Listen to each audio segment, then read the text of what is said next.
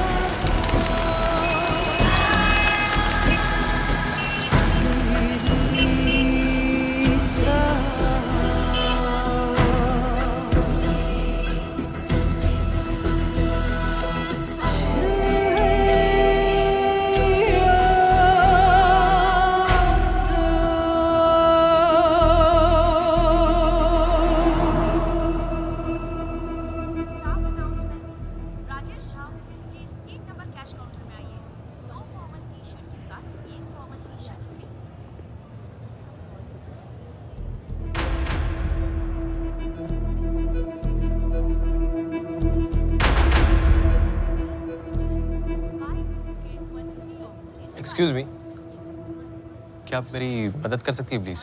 जी sir, बताइए। मुझे plain shirts चाहिए, कलर्स में। कैजुअल या formals? Semi formal. Okay sir, please आइए।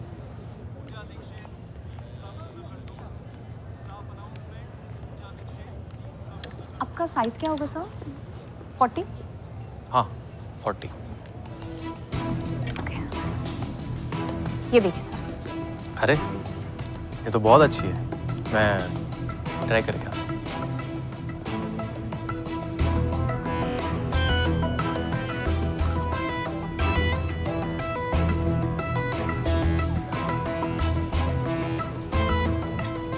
हाय, मुझे कुछ और शर्ट्स चाहिए, आप प्लीज दिखाएंगी? ओके सर, प्लीज आइए। मेरा नाम वैभव है। ओके सर, आपको सेमी फॉर्मल्स ही चाहिए या कैजुअल? नहीं, ऐसा कुछ नहीं है, जो आपको अच्छा लगे दिखा दीजिए। ओके, प्लीज आइए।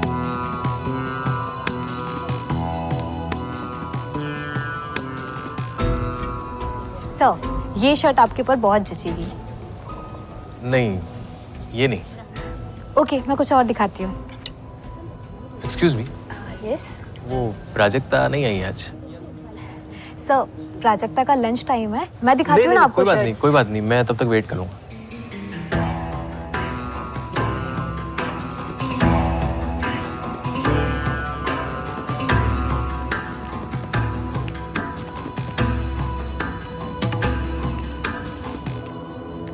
Hello sir. हाय, मैं वैभव, पहचाना? जी सर, मैं आपकी कैसे मदद कर सकती हूँ? हाँ, मुझे कुछ और शर्ट्स चाहिए। ओके सर, आइए।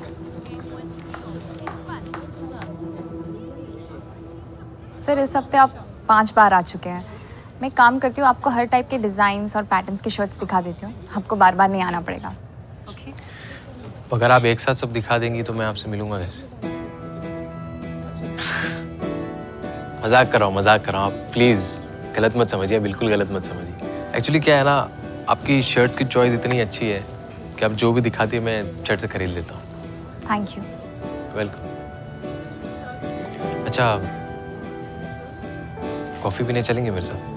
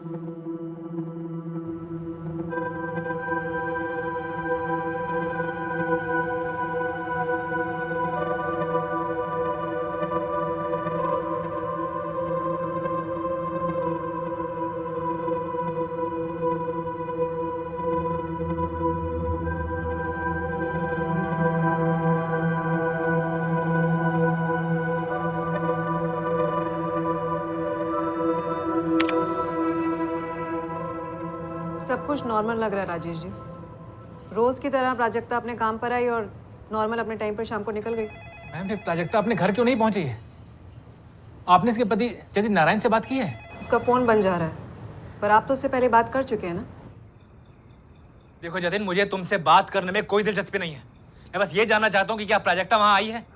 वो घर नहीं पहुंची अभी तक? आई थी, गला घोट कर मार दिया मैंने उसको। ठीक, अब तुझे जो करना है कर ले। जतिन! ये आवाज नीचे। अब मैं तेरी बहन का पति नहीं। वो क्या करती है, किससे मिलती है, कहाँ जाती है, मुझे घंटा फर्क नहीं पड़ता।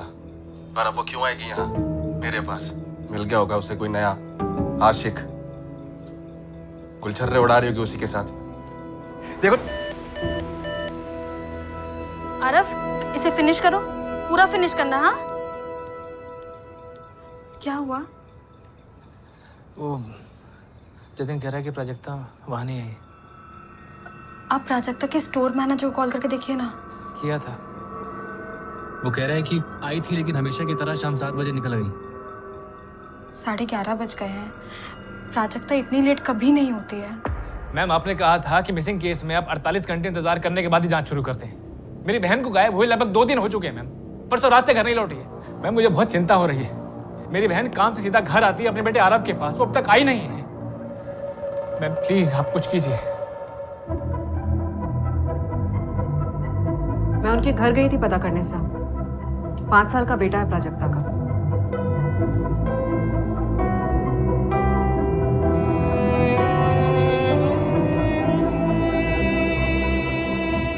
सर, भोपाल और उसके आसपास के इलाकों में 11 अप्रैल की शाम को हुए सारे एक्सीडेंट केसेस चेक कर लिए, कुछ नहीं मिला।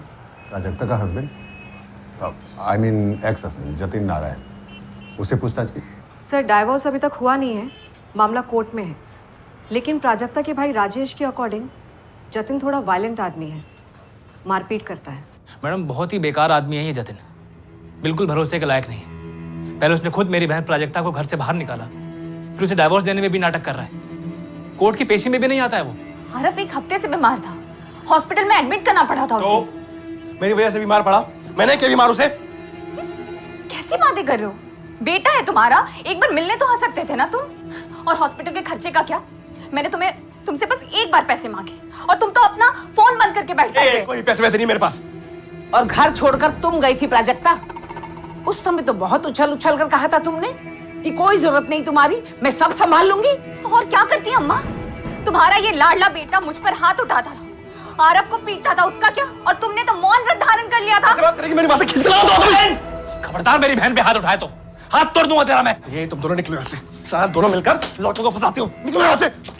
बस बहुत हो गया। अब मैं नहीं, पुलिस तुम्हारे पास आ गई जतिन। तुम्हारा अगर बैंड नहीं बजा दिया ना, मेरा नाम भी प्राजक्ता नहीं। ये जो करना है कर, जिसे बुलाना है बुला। मैं बताता हूँ सबको, साला बच्चा मेरा नहीं किसी और का है। निकलो यहाँ से तुम, निकलो। निकम्मा है जतिन, फंस गई मेरी बहन उसके चुंगल में। पता नहीं तब प्राजक्ता ने क्या देखा था उस आदमी में जो उससे शादी कर ली। जतिन का कोई भरोसा नहीं है, वो कुछ भी उल्टा सीधा कर सकता है। राजेश, ये जतिन को सबक सिखाने के लिए तो कहीं तुम्हारी बहन जानबूझ करके गुमशुदा होने का नाटक तो नहीं कर रही? क्या बकवास कर रहे हैं आप? मेरी बहन अपने बेटे आरव को छोड़कर ड्रामा करेगी? आप हम पर शक कर रही हैं? उस जतिन को पकड़िए ना आप, अरेस्ट कीजिए उसे, तोड़िए, इससे पहले वो मेरी बहन के साथ कुछ गलत करे। नहीं पता कहाँ है जतिन, गया होगा कहीं। कहाँ जा सकता है वो? सुनाई कम देता है क्या आपको? कहा ना, नहीं पता कहाँ गया है या कहाँ जा सकता है। ये सब उस प्राजक्ता और उसके भाई राजेश का किया धरा है। जाके कहीं छुप गई होगी और मेरे बेटे के पीछे आपको लगा दिया उसे परेशान करने के लिए। यही धमकी देके गए थे दोनों। देखिए सावित्री जी, अगर आपका बेटा सामने से पुलिस से बात नहीं करता है तो उसकी परेशानी बढ़ेगी। अब और क्या परेशान होगा, पहले से ही बहुत परेशान है वो। कोई काम वाम नहीं है उसके पास, और ऊपर से इस औरत ने जीना हराम कर रखा है उसका। बिना कोई मतलब दोनों भाई बहन हाथ धो के पीछे पड़े हैं उसके। अर्पिता, मैं ट्रेंडी स्टोर दोबारा गया था, पर वहाँ किसी ने भी प्राजक्ता के बारे में कोई ऐसी बात नहीं कही जो अटपटी या एबनॉर्मल हो। सर, उसके भाई राजेश पे तो मुझे डाउट है। लेकिन प्राजक्ता अपने बेटे को ऐसे छोड़कर अपने एक्स हस्बैंड जतिन को सबक सिखाने के लिए नाटक नहीं कर सकती। यार आशिमा, अगर तुझे थोड़ा भी डाउट है ना तो तू प्लीज जाके पुलिस को सब बता दे। वैसे भी अब प्राजक्ता का मिसिंग होना सारे न्यूज़पेपर्स में है। पर तुझे लगता है क्या प्राजक्ता ऐसा कुछ करेगी, और वो भी अपने बेटे आरव को यूं छोड़कर? देख यार, तुझे क्या लगता है मुझे क्या लगता है इससे कोई फर्क नहीं पड़ता। अगर प्राजक्ता उस लड़के के साथ भाग गई है ना तो ये बात पुलिस को पता होना जरूरी है, वरना तुझ पे आ जाएगा कि तूने इतनी बड़ी बात छुपाई।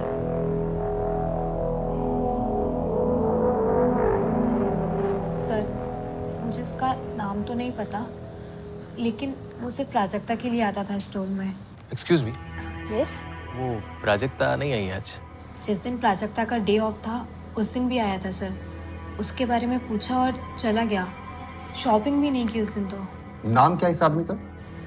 मुझे नहीं पता सर, मैंने एक बार प्राजक्ता से पूछा भी उसके बारे में। अरे वो बस एक कस्टमर है, और तू ना फालतू की स्टोरी मत बना। कुछ तो स्टोरी होगी ना प्राजक्ता, वो बस तेरे लिए और तेरे बारे में पूछता है। तू जो शर्ट दिखाती है फटाक से खरीद लेता है। तो शायद मुझसे अट्रैक्टेड होगा, बट मुझे क्या फर्क पड़ता है। वो जितनी शर्ट्स खरीदेगा मुझे उतना ही ज्यादा कमीशन मिलेगा। और वैसे भी तुझे तो पता है कि मुझे पैसे की कितनी ज्यादा जरूरत, सब कुछ अकेले मैनेज करना पड़ता है। तुझसे ना प्यार हो गया उसे प्राजक्ता। वैसे नाम क्या है उसका? नाम तो याद नहीं है, और सच कहूँ तो मुझे इंटरेस्ट भी नहीं है उसका नाम जानने में। और तू प्लीज अपने दिमाग के घोड़े मत दौड़ा। प्राजक्ता को लगा कि मैं कुछ ज्यादा ही सोच रही हूँ सर, लेकिन बिना आग के धुआं भी तो नहीं होता ना, इसलिए सोचा आपको बता दूं। वो कितने दिनों से स्टोर पे आ रहा था और आखिरी बार कब आया? 2 हफ्ते या 20 दिन से आना शुरू किया था, पर पिछले 7 दिनों में मैंने उसे स्टोर पे नहीं देखा सर। मुझे ना सॉलिड डाउट था, और अभी भी है, कि वो और प्राजक्ता कहीं बाहर मिलते थे।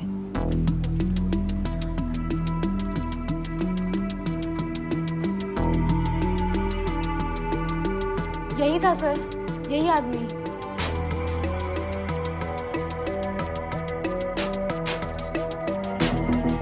कौन है ये मैडम? मैं नहीं जानता इसे। मैंने भी इससे पहले कभी नहीं देखा।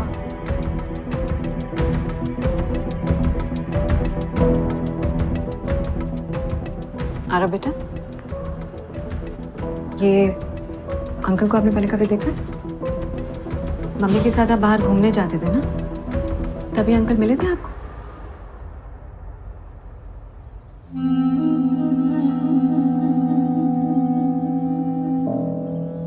मेरी मम्मा कहाँ है आंटी? हम तुम्हारी मम्मा को जल्दी लेकर के आएंगे, प्रॉमिस।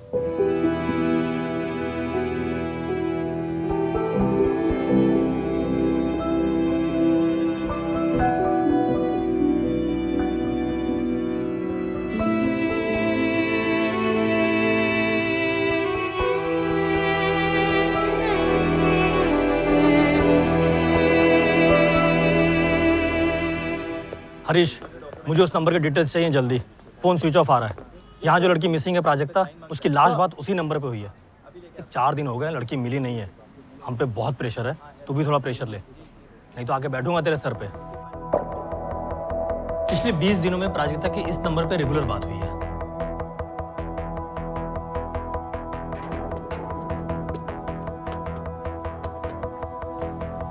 यही लड़का होगा, स्टोर पे बार बार आना, प्राजक्ता के बारे में पूछना, हाथ धो के पीछे पड़ा हुआ था।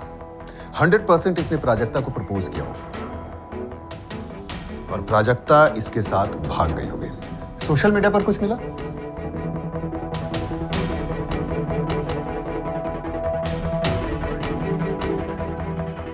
प्राजक्ता का सोशल मीडिया अकाउंट है, पर बहुत कम पोस्ट करती है। और इस बंदे का कुछ नहीं मिला है। साइबर टीम फोटो से रिवर्स सर्च कर तो रही है, पर अभी तक कुछ भी हाथ नहीं लगा। गुड मॉर्निंग सर, आ जाओ अंदर। अरे आजा अशफाक, कल बुलाया था, आज आ रहा है। हाँ सर, वो दूसरे केस में बिजी था, थोड़ा फंस गया था। साला हमसे ज्यादा कैसे थे तेरे पास? हाँ अरे सर, थोड़ा बहुत कर लेता हूँ। अरे वो केस छोड़ और इस पे लग जा। मुझे इन दोनों की पूरी खबर चाहिए। अगर बाहर मिलते थे तो कहाँ मिलते थे और कितनी बार मिले? कॉफी शॉप, रेस्टोरेंट, पार्क सब पता लगा। ये तो वो गारमेंट स्टोर वाली लड़की है ना, मिसिंग है ना? अशफाक, तो हमसे पूछ रहा है या हमें बता रहा है? कोई खबर है तो बोल। अभी तक तो नहीं है, लेकिन कल तक इनकी सारी हिस्ट्री ज्योग्राफी निकाल के दे दूंगा। ठीक है, फिर लग जा काम पर। चलता हूँ साहब। ये प्राजक्ता का हस्बैंड जतिन, ये भी रफू चक्कर हो गया है।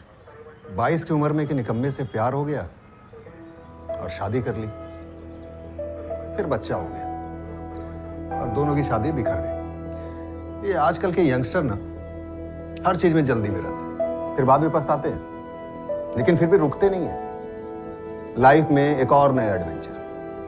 99.9% प्राजक्ता इस बंदे के साथ भाग गई है। खैर, हमारे लिए मिसिंग कंप्लेंट है, प्राजक्ता को ढूंढना जरूरी है।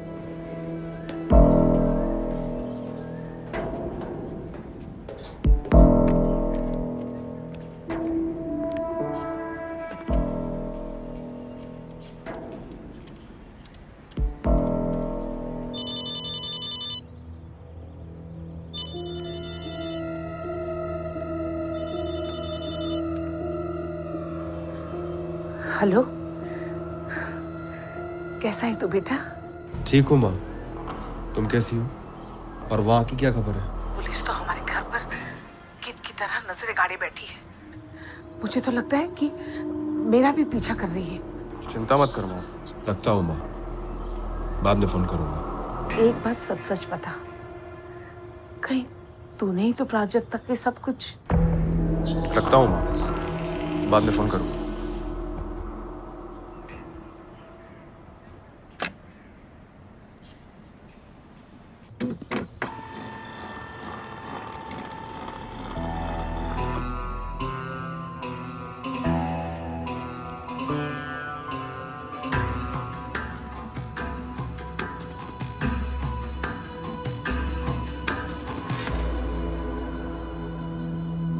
Let's meet cafe, Chaudhary circle, pin code 61। रोज शाम को प्राजक्ता और ये बंदे का मिलना यहीं पर होता था। सर, इनका लव स्टोरी का पूरा सीन यहीं पर है।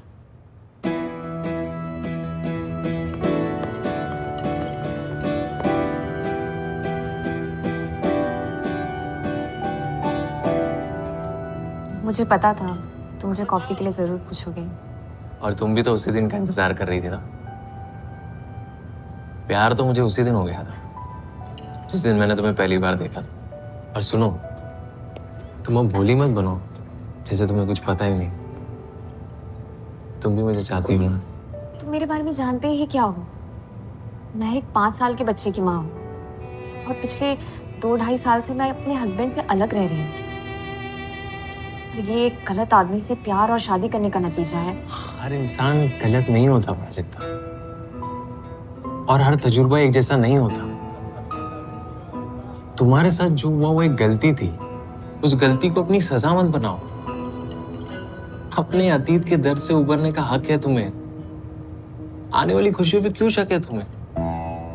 मुझे आजमा के तो देखो, जिंदगी संवार दूंगा, तुम्हारी, मेरी और आरव की भी।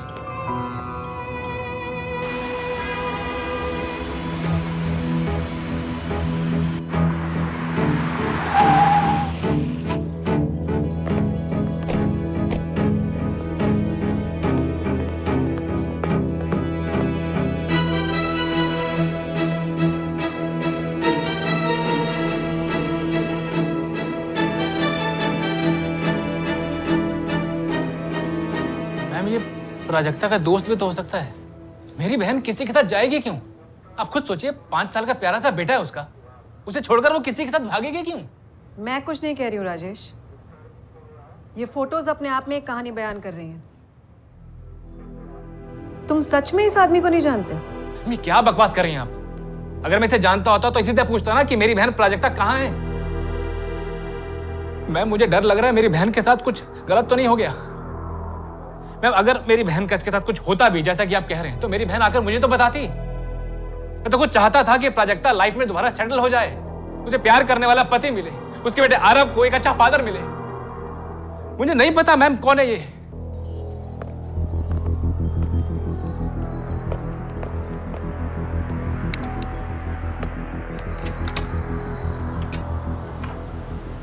जी कहिए। वैभव प्रसाद यहीं रहते हैं। वैभव प्रसाद ये कौन है? सिम कार्ड के फॉर्म पे तो यही एड्रेस है, आपका एड्रेस। कमाल है, मेरे घर पर कोई वैभव प्रसाद रहता है और मुझे पता ही नहीं। ये घर मेरा, अलका राठी और मेरे पति मुकेश राठी का है और हम किसी वैभव प्रसाद को तो नहीं जानते। एड्रेस तो नकली है, पता नहीं ये वैभव प्रसाद नाम भी असली है या नहीं। एक और अजीब बात है, सिम कार्ड 1 महीने पहले ही लिया गया था और कॉल रिकॉर्ड में सिर्फ एक ही नंबर है, प्राजक्ता का नंबर। यानी सिम कार्ड सिर्फ प्राजक्ता से बात करने के लिए ही लिया गया था। ये वैभव प्रसाद कैरेक्टर प्राजक्ता को टारगेट कर रहा था।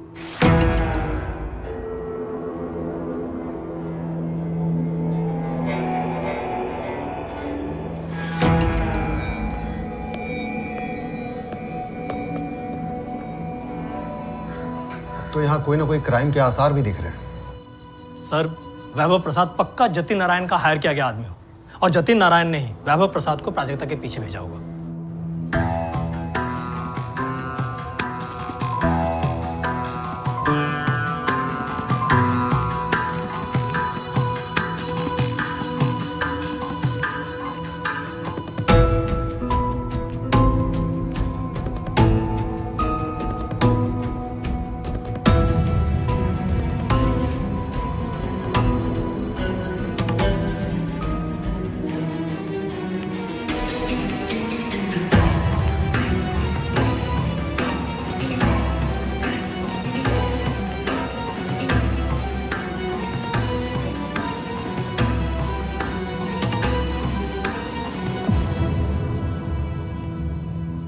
तुम ये कह रहे हो कि प्राजक्ता का मर्डर करने के लिए भेजा गया इस वैभव प्रसाद को?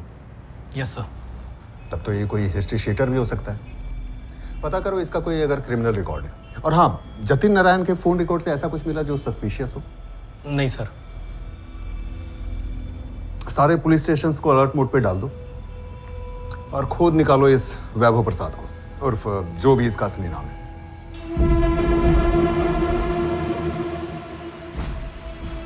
ठीक से चेक कर जसवंत, उसका असली नाम वैभव प्रसाद नहीं हो सकता है। रुपेश, यही उसका नाम है। फाइल मेरे हाथ में है और डेट है 12 अप्रैल। अगर तुझे डाउट है तो खुद आके चेक कर ले। सर, इसका असली नाम वैभव ही है, वैभव प्रसाद। पर यह भी एक मिसिंग केस है। मिसिंग? अरे झोल है। ये प्राजक्ता को टारगेट कर रहा था और खुद मिसिंग है। 12 अप्रैल से लापता है। किवाड़पुर पुलिस स्टेशन में इसके खिलाफ मिसिंग कंप्लेंट भी हुई है। किसी ऑटो गैराज में काम करता था और कोई क्रिमिनल रिकॉर्ड नहीं है। इसकी मिसिंग कंप्लेंट किसने की है? इसी की वाइफ जानवी प्रसाद ने। मेरे पति वैभव के बारे में कुछ पता चला है? अभी तक तो नहीं जानवी, पर तुमसे एक जरूरी बात करनी है। किस बारे में? क्या हुआ है मेरे हस्बैंड को? कहाँ है वो? क्या वो इस लड़के के साथ भाग गया? यही कहना चाहते हैं ना आप? कौन है ये लड़की? भाग गया हम नहीं, तुम कह रही हो जानवी। मतलब तुम्हें पता है ये इसके साथ भाग गया है? तुम जानती हो प्राजक्ता के बारे में? तुम्हें पता है तुम्हारे पति के साथ इसका कुछ चल रहा था? पता होता तो मिसिंग कंप्लेंट क्यों लिखवाती मैं? और जब रिपोर्ट लिखवाई थी तभी बोलती ना कि इस लड़की को ढूंढो, इसके साथ भागा होगा। अरे मुझे तो इसके बारे में अभी पता चल रहा है, अभी नाम पता चला इसका। तुम्हारे पति वैभव के साथ कैसा रिलेशन था तुम्हारा? मतलब प्रॉब्लम क्या थी तुम दोनों के बीच?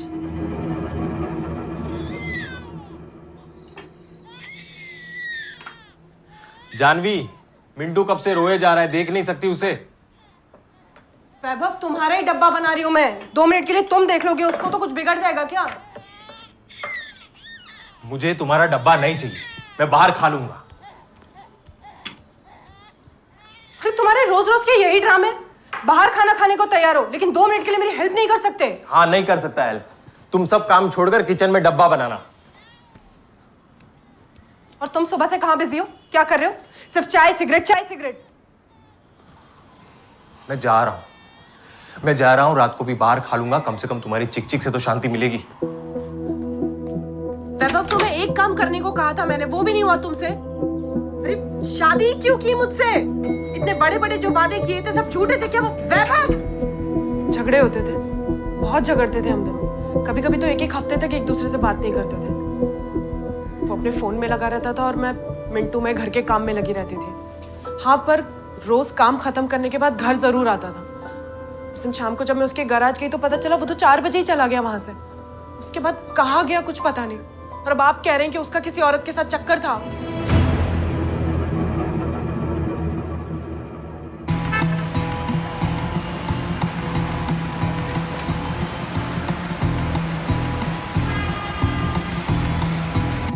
वैभव अपनी शादी से खुश नहीं था और प्राजक्ता अपने पति से अलग रह रही थी। अरे ये दोनों कहीं भाग गए, यही केस है। मैं आरव से मिली हूँ सर, बहुत प्यारा बच्चा है और मुझे नहीं लगता कि प्राजक्ता अपने बेटे को छोड़ करके कहीं जाएगी।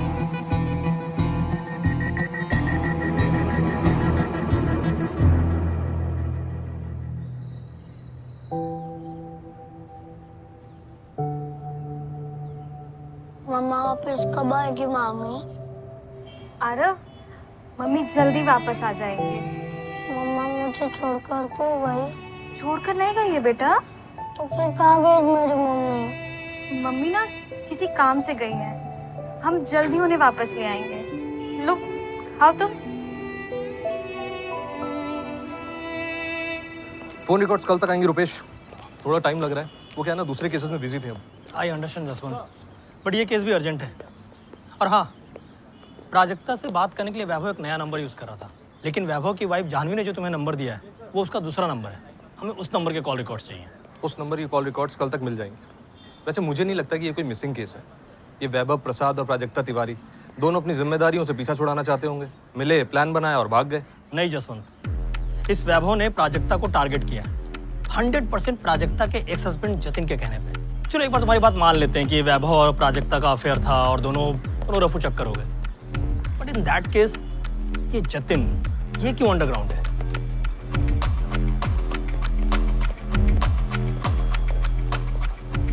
सलाम मैडम। हाँ कृष्णा, क्या लाया? मोनू जायसवाल को जानती है मैडम? नाम तो सुना हुआ लग रहा है। 3 आप मर्डर केस है जिसपे 2 साल पहले आपने उसको पकड़ा था, धरीवाल मर्डर केस में।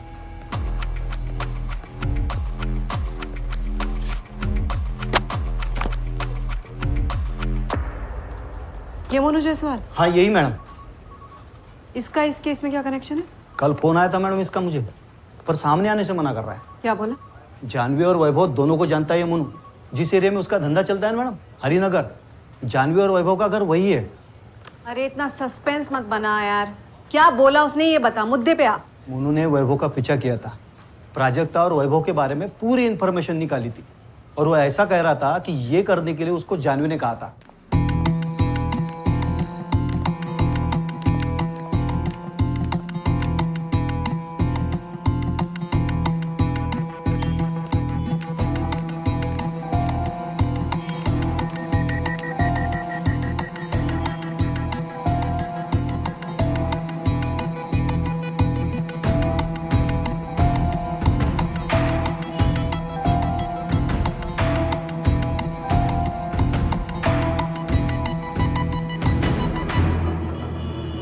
क्या नाम है लड़की का? वो नहीं मालूम, लेकिन लड़की यही है जिससे आपके हस्बैंड का सीन चालू है। क्या करना है मैडम इसका? दोनों में से किसे भेजना है पवेलियन?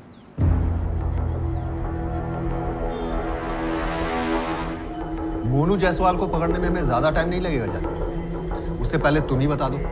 हमें पता है कि मोनू जायसवाल ने तुमसे पूछा था किसको पवेलियन भेजना है। मैंने उसकी बात का कोई जवाब नहीं दिया था, मुझे सिर्फ उस औरत के बारे में जानना था। मैं उससे मिलना चाहती थी, उसे बोलना चाहती थी कि भगवान के लिए मेरे पति को छोड़ दे। जब पहले तुमसे पूछा था तब तुम्हें इस औरत के बारे में कोई आइडिया नहीं था? अब भी कोई आइडिया नहीं है मैडम। यहाँ पर वैभव को लेके मेरे मन में जो डाउट था उसका जवाब मुझे मिल गया। अगर वैभव ने मुझे छोड़ दिया तो मैं कहाँ जाऊंगी, मैं क्या करूंगी? 4 साल पहले वैभव से मिली थी, मैं 2nd ईयर कॉलेज में थी। जब पापा को उसके बारे में पता चला तो उन्होंने बहुत गुस्सा किया, लेकिन पता नहीं मुझे उसमें ऐसा क्या दिखा कि एक दिन सब कुछ छोड़कर मैं उसके साथ भाग गई। घर, वाराणसी, माँ बाप सब कुछ पीछे छूट गया। लेकिन अब समझ आता है कि कितनी बड़ी बेवकूफ थी मैं। ये सब करके मुझे क्या मिला? रोज के झगड़े, एक आदमी जिसके लिए मैंने अपना सब कुछ दांव पे लगा दिया, वो ऐसा निकलेगा मैंने कभी सपने में भी नहीं सोचा था। मिंटू के पैदा होने के बाद भी उस आदमी में कोई सुधार नहीं आया। उसे सिर्फ एक काम आता था, उससे झगड़ा करना। पिछले कुछ दिनों से उसका बर्ताव मुझे बहुत अटपटा लग रहा था। मुझे शक था कि उसे कोई और मिल गई। इससे पहले कि वो मुझे छोड़ दे, मैं उस लड़की से मिलना चाहती थी, उसे बोलना चाहती थी कि किसी और को ढूंढ ले, बस मेरे पति को छोड़ दे। जानती हूँ मैं तुम्हें कोई और मिल गई, तभी तो सारा दिन फोन से चिपके रहते हो। किसी और के बारे में सोचना भी मत वैभव, वरना सारी जिंदगी पुलिस और कोर्ट के चक्कर लगाते रह जाओगे। मैं तुम्हें वार्निंग दे रही हूँ। अपना परिवार इसलिए छोड़कर नहीं आई तुम्हारे लिए कि तुम कहीं और जाकर मुंह मारो। और ये तो बिल्कुल भी मत सोचना कि मैं एक अबला नारी हूँ जो चुपचाप बैठकर सब कुछ सहती रहूंगी।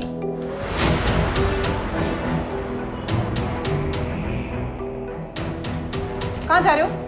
वैभव, वैभव, जिस किसी के साथ भी चक्कर चल रहा है ना तुम्हारा, सब पता लगा सकती हूँ मैं।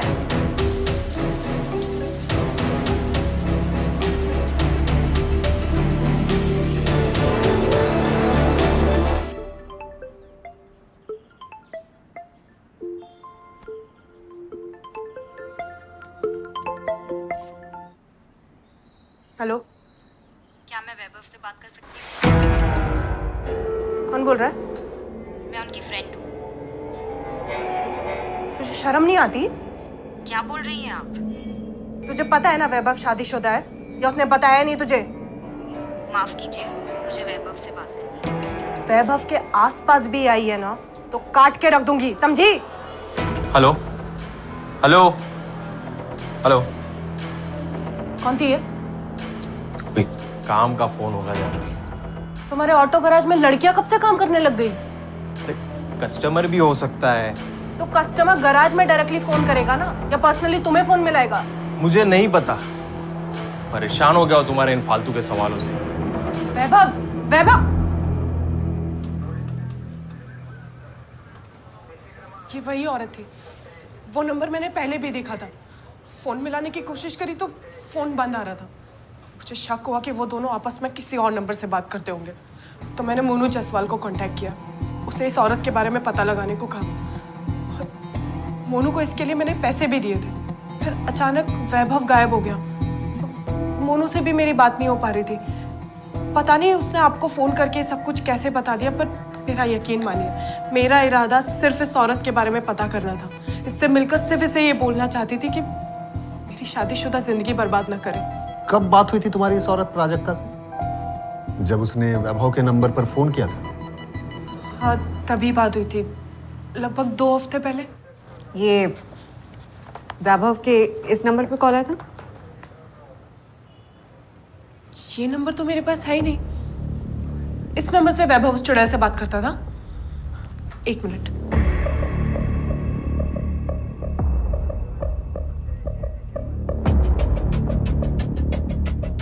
ये नंबर है वैभव का, जो पहले से उसका नंबर है, जो मेरे पास है।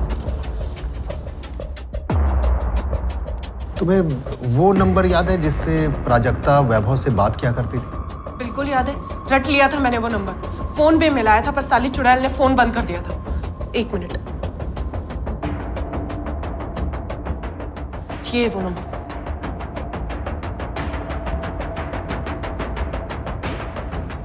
प्राजक्ता का ये नंबर हमारे पास नहीं है।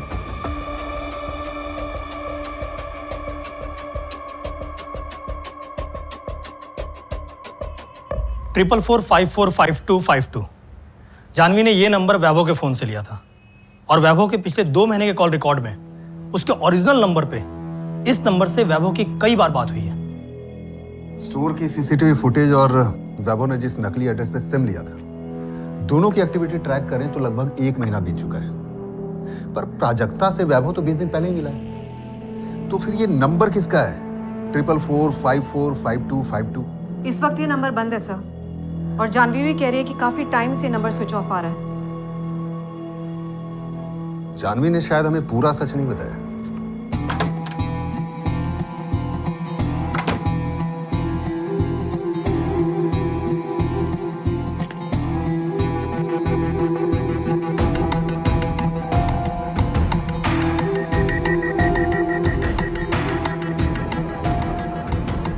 इस नंबर के कॉल रिकॉर्ड्स हमें कल चाहिए थे हरीश, बहुत अर्जेंट है। सर आप मेरे पे बहुत प्रेशर डालते हैं हमेशा, मेरी भी सोचिए थोड़ा कभी। ये सब इतनी जल्दी नहीं। तेरा सोच के कल का बोल रहा हूँ। कल सुबह तक सारे डिटेल्स मेरे टेबल पे होने चाहिए।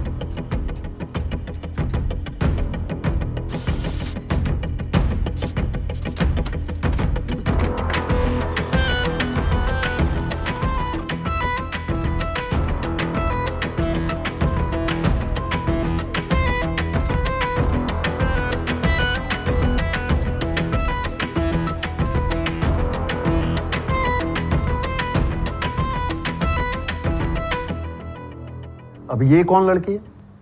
रश्मि कुशवाहा।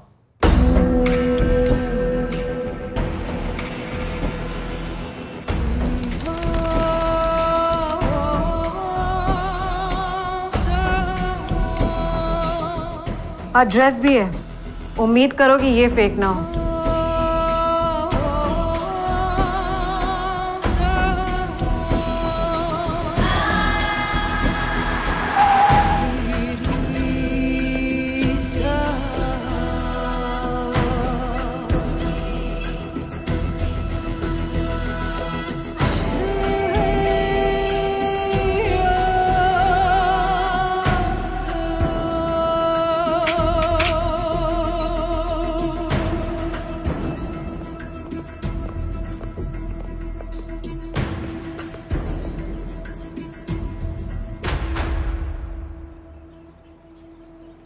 ये रश्मि कुशवाहा 12 नंबर कोठी में रहती है?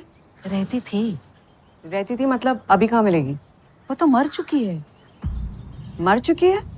जी हाँ। ओम श्री पितृदेवताभ्यो नमः। ओम श्री सर्व पितृदेवताभ्यो नमः। ओम श्री विष्णुवे नमः।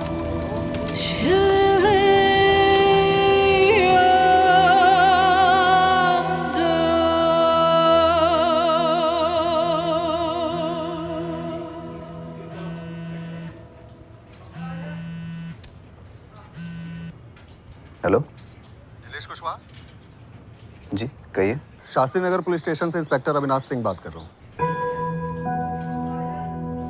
जी बोलिए सर। आपकी बहन रश्मि के बारे में बात कर रही है। क्या बात है सर? रश्मि ने सुसाइड की थी। जी सर। नीलेश, जल्दी अपने घर पहुंचो, मैं तुम्हारे घर के बाहर ही खड़ा हूँ। एक घंटा लग जाएगा और कुछ काम भी निपटाना है ऑफिस में। बॉस को भी पूछना पड़ेगा। अरे बॉस को कहो, पुलिस का मामला है, अर्जेंट बुलाया है। मैं आता हूँ।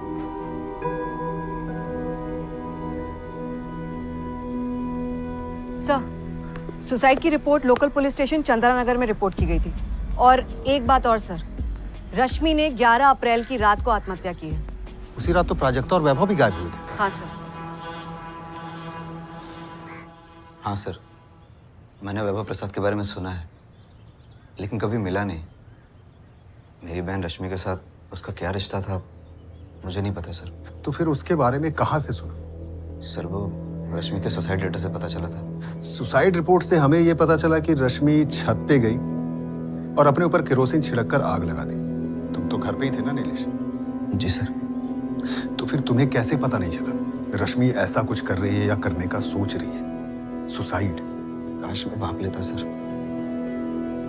रश्मि बहुत डिप्रेस थी, बहुत परेशान थी, लेकिन वो सुसाइड कर लेगी ये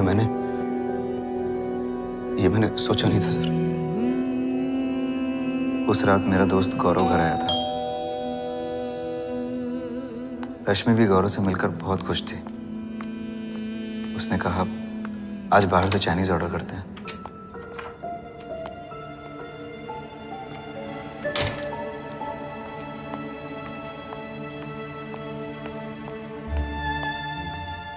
हमने साथ बैठकर खाना खाया, सब कुछ नॉर्मल था।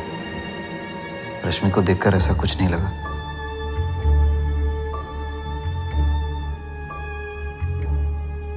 फिर मैं और गौरव सोने चले गए। हम इतनी गहरी नींद में थे कि रूम के बाहर क्या चल रहा है पता ही नहीं चला।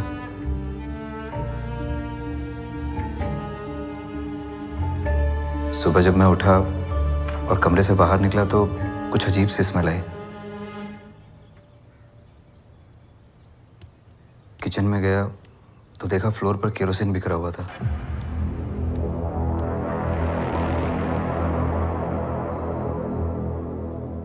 मुझे समझ में नहीं आया कि घर में केरोसिन कहां से आया। जब मैंने मेन डोर चेक किया तो वो अंदर से ही बंद था।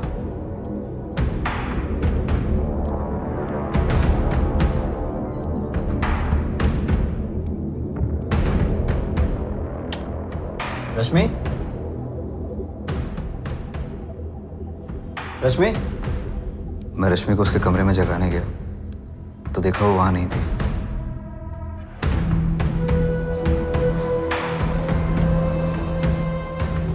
रश्मि, रश्मि,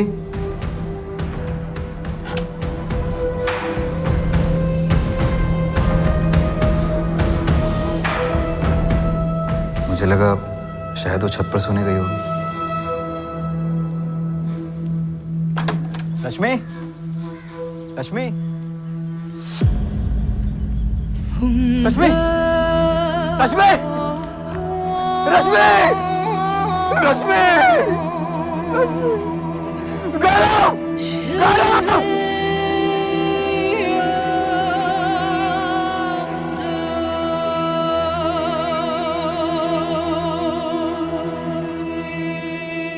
रश्मि की बॉडी पूरी तरह से जल चुकी थी। रश्मि का सुसाइड नोट पुलिस को रश्मि के कमरे से ही मिला। रश्मि पहले से ही अपनी जिंदगी से बहुत परेशान थी। पिछले कई महीनों से बहुत दुखी थी, गुमसुम सी रहती थी। न जाने कहां से ये वैभव प्रसाद उसकी जिंदगी बर्बाद करने आ गया। केरोसिन कहाँ से मिला रश्मि को? पता नहीं। रश्मि उस शाम को बहुत खुश दिख रही थी। ऐसा कुछ करने का सोच भी रही थी, ये मुझे पता नहीं चला सर। ये गौरव कहाँ रहता है? हाँ रुपेश। सर, जतिन नारायण ने सरेंडर कर दिया है। पिछले आधे घंटे से धुलाई कर रहे हैं इसकी, पर इसकी सुई तो अटक ही गई है। कह रहा है इसे प्राजक्ता के बारे में कुछ भी नहीं पता। जब राजेश का फोन आया तो ये डर गया और इसे भाग कर छुप गया था। पर तो ये उल्टा राजेश पे इल्जाम लगा रहा है। कह रहा है उसी ने अपनी बहन प्राजक्ता के साथ कुछ किया होगा। प्राजक्ता के गायब होने के पीछे एक और नया एंगल। इधर रश्मि ने सुसाइड नोट में वैभव प्रसाद का नाम ही मेंशन किया है। चंद्रनगर पुलिस स्टेशन से रश्मि की सुसाइड की पूरी स्टोरी जाननी होगी, सुसाइड नोट और इन्वेस्टिगेशन की सारी डिटेल्स। आखिर ये वैभव प्रसाद है कौन? पहले प्राजक्ता और अब ये रश्मि कुशवाहा। अपने अतीत के दर्द से उबरने का हक है तुम्हें। आने वाली खुशियों पे क्यों शक है तुम्हें रश्मि? ऐसा तुम अब कह रहे हो वैभव। एक बार मेरे बारे में सब जान लोगे तो तुम्हारा इरादा बदल जाएगा। सब कुछ बदल सकता है, पर मैं कभी नहीं बदलूंगा।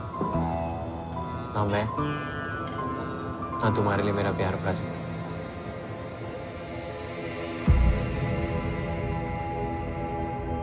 कहते हैं truth is stranger then fiction. इस कहानी का सच भी कल्पनाओं से परे है। अब सच तो वही बता सकता है जो जिंदा है। रश्मि ने सुसाइड कर लिया, प्राजक्ता का कहीं कोई पता नहीं, और इन दोनों के बीच की कॉमन लिंक वैभव, वो भी मिसिंग है। तो पुलिस अब सच तक पहुंचेगी कैसे? क्या जतिन नारायण सच जानता है, या जानवी प्रसाद, या प्राजक्ता का भाई राजेश, या फिर रश्मि का भाई नीलेश और उसका दोस्त गौरव?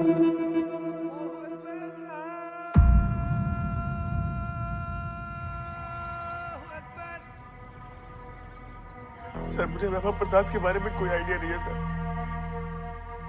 मैं वैसे ही प्राजक्ता से इतना दुखी था, किसी और को उसके पीछे लगा कर क्यों झमेला बोल लूंगा सर। मेरा यकीन करिए सर, मुझे कुछ नहीं पता। नहीं, नाम नहीं पता था। प्राजक्ता थी या रश्मि कुशवाहा, मेरी तो सिर्फ उससे बात हुई थी। मुझे लगा ये वही औरत थी जिसका फोटो मुझे मोनू जायसवाल ने दिखाया था। मैंने केवाड़पुर पुलिस स्टेशन में बात की थी। वैभव प्रसाद मिसिंग केस के बारे में मुझे पता है। ऐसे नहीं कि रश्मि कुशवाहा ने अपने सुसाइड नोट में सिर्फ वैभव का नाम लिखा। आप खुद पढ़ लीजिए।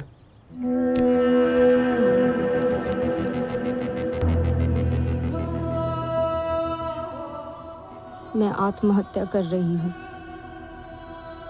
मेरी मौत का जिम्मेदार तरुण बघेल है।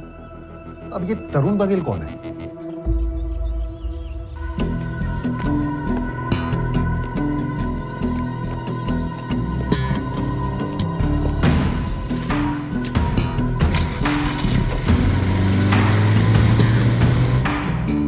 अब क्या बताऊं अविनाश जी, इस लड़की रश्मि ने हमारी नाक में दम कर दिया था।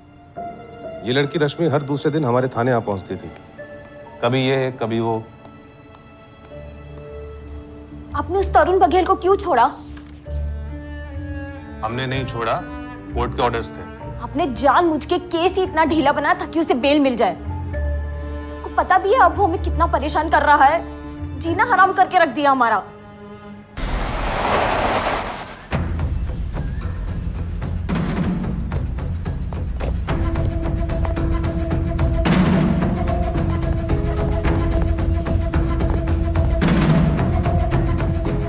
ए पूजा, रश्मि और नीलेश को बाहर बुला।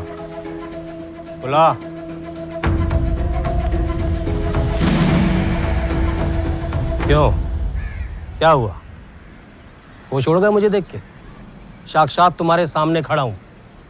पुलिस भी मेरा कुछ नहीं बिगाड़ पाई, लेकिन अब मैं तुम्हारा सब कुछ बिगाड़ दूंगा। निकल जा यहाँ से हरामी। हरामी बोलती है मुझे? हरामी पना तो तू मेरा अभी देखेगी। तेरे माँ बाप तो मर गए बिना मेरे लोन का पैसा चुकाए, लेकिन अब तुम दोनों को मेरा लोन और मेरा सूद दोनों चुकाना हो, वरना उठा के बाहर फेंक दूंगा। हाथ लगा के दिखा तरुण, हाथ लगा के दिखा। हाथ है ना तेरे, ये उखाड़ के रख दूंगी। अच्छा तरुण जी, मैं आपका पूरा लोन चुका दूंगा। मैं जॉब कर रहा हूँ। इस घंटे को इतनी इज्जत मत दो भैया, अब आपका खूनी है ये। सही कहा रश्मि तूने, गुंडा हूं मैं। तेरा माँ बाप का हाल तो तूने देख ही लिया है, अब देख तेरा और तेरे इस भाई का क्या हाल करूंगा। तरुण जी, आपके पैसे मिल जाएंगे, बस हमें कुछ दिन की मोहलत दे दीजिए। सिर्फ 2 महीने हैं तेरे पास। 25 लाख लोन और 5 लाख सूद, और उसके बाद अगर 2 महीने बाद अगर मुझे पैसे नहीं मिले, पहले दीवार टूटेगी फिर छत गिरेगी, और हाँ बुलडोजर भी चलेगा। लाके दिखा बुलडोजर, देख भी कैसे सर फोड़ती हूँ तेरा तरुण बघेल। बहुत उछल रही रश्मि, मुझे मालूम है तू कहाँ पड़ती है, कैसे आती जाती है। बचेगी तभी सर फोड़ेगी ना। वो खुले आम आकर हमें धमकी देता है और उसे बेल मिल जाती है, ये इंसाफ है आपका? रश्मि, फिर से बता रहा हूं, हमने उसे बेल नहीं दी है, कोर्ट के ऑर्डर से, इसलिए छोड़ना पड़ा। और अगर उसने तुम्हें धमकी दी है तो तुम कंप्लेंट लिखवाओ। पहले भी कंप्लेंट की थी। मेरे माँ बाबा की मौत उसकी वजह से हुई है, उसका क्या एक्शन लिया आपने? रश्मि, हमने उसे गिरफ्तार किया था, अब उसे कोर्ट से बेल मिल गई है, इसका मतलब ये नहीं वो निर्दोष है। हम इन्वेस्टिगेट कर रहे हैं। तो फिर आप उसे दोबारा गिरफ्तार कीजिए। मैं कह रही हूँ ना, मेरे माँ बाबा की मौत का जिम्मेदार तरुण है। हमने तरुण बघेल को भी वार्निंग दी थी। एक व्यापारी है, लोग उससे ब्याज पे पैसे उठाते हैं। रश्मि के फादर ने भी तरुण बघेल से पैसे उधार लिए थे, लेकिन लौटा नहीं पाए। मैं आत्महत्या कर रही हूँ। मेरी मौत का जिम्मेदार तरुण बघेल है। मेरे माँ बाप ने भी अपनी जान तरुण बघेल के वजह से गंवाई, और आज मेरी मौत का जिम्मेदार तरुण बघेल ही है। तरुण बघेल और वैभव प्रसाद, ये दोनों जिम्मेदार हैं मेरी मौत के। वैभव प्रसाद वो आदमी है जिसने सिर्फ और सिर्फ मेरा फायदा उठाया है, इस्तेमाल किया है मेरा।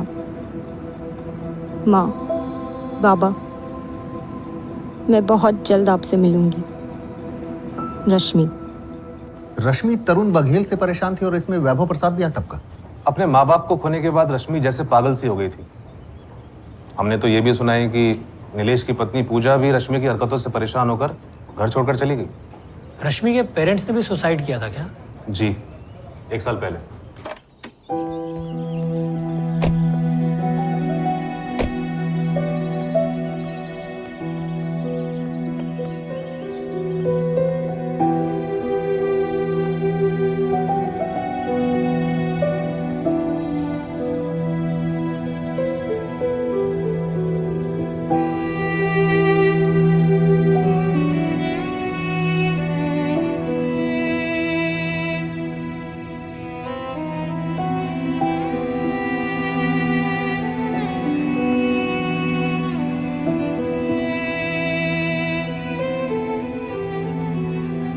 रश्मि के माँ बाप ने जहर खा लिया था। सुसाइड नोट में साफ साफ लिखा था कि तरुण बघेल के अत्याचारों से तंग आकर वो अपनी जान ले रहे हैं। अबेटमेंट टू सुसाइड के तहत हमने तरुण बघेल को गिरफ्तार भी किया था।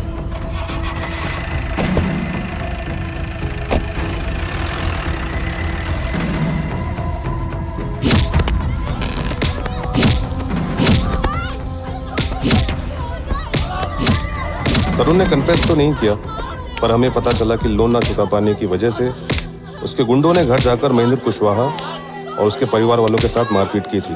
तरुण पहले भी कई बार महेंद्र कुशवाहा और उसके परिवार वालों को सबके सामने बेइज्जत कर चुका था। पापा कुछ बोलिए पापा। महेंद्र और अनीता कुशवाहा केस की चार्जशीट में सब लिखा हुआ है, सारी डिटेल्स। अविनाश जी, आप तो जानते हैं कि अबेटमेंट ऑफ सुसाइड केस में आरोपी को आसानी से बेल मिल जाती है, पर ऐसे केसेस में चार्जेस प्रूव करना उतना आसान नहीं होता है। मैं रश्मि का दर्द महसूस कर सकता था, इसलिए जब उसके सुसाइड की खबर आई तो मेरा उस घर में दोबारा जाना बहुत तकलीफ देता। पहली 2 सुसाइड्स बहुत डरावनी थी और ये हद से भी ज्यादा भयानक। सुसाइड करते वक्त रश्मि किस दर्द से गुजरी होगी, सोच के भी रोंगटे खड़े हो जाते हैं। उसने अपने ऊपर केरोसिन छिड़का और आग लगा दी। चीखी नहीं, चिल्लाई नहीं। उसके भाई नीलेश और दोस्त गौरव ने कोई आवाज नहीं सुनी। पड़ोसियों को भी पता नहीं चला, ना कुछ सुना ना कुछ देखा। बहुत दर्दनाक रहा होगा, पर ये सब किस लिए? सिर्फ एक लोन के लिए? लोन जो नीलेश के फादर ने नीलेश का बिजनेस सेट करने के लिए लिया था। बिजनेस ठीक से शुरू होने से पहले ही ठप हो गया।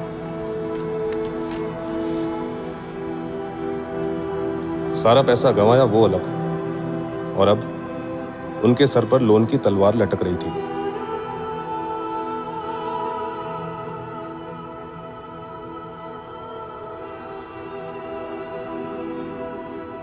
जब पैसे चुकाने की औकात नहीं थी तो पैसे लिए क्यों थे?